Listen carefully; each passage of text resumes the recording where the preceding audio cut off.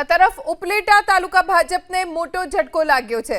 મેરવદરના સરપંચ ભાજપ છોડી કોંગ્રેસમાં જોડાયા। મનસુખ કથિરિયાએ કોંગ્રેસનો ખેસ પહેર્યો। મનસુખ કથિરિયાના પત્નીએ જિલ્લા પંચાયતની ચૂંટણીનું ફોર્મ ભર્યું છે। મનસુખ કથિરિયાના પત્નીએ કોંગ્રેસમાંથી ઉમેદવારી કરી છે। મનસુખ કથિરિયા સમર્થકો સાથે કોંગ્રેસમાં જોડાયા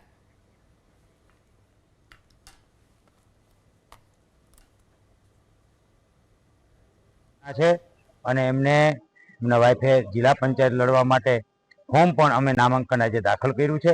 ત્યારે ખૂબ મોટા સંખ્યાની અંદર એમના જે ફોલોઅર્સ છે, એમના જે હિતેશુ છે પણ જોડાણા છે।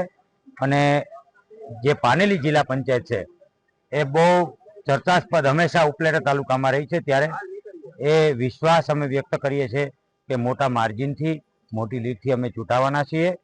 પહેલાં હું ભારતીય જનતા પાર્ટીમાં છેલ્લા 30 વર્ષથી પ્રતિનિધિ પણ કરેલું છે અને લોકોના કામ પણ કરેલા છે, પણ અત્યારે ખેડૂતના પ્રશ્નને લઈને મને નારાજગી આવતા હું કોંગ્રેસમાં જોડાણું છું।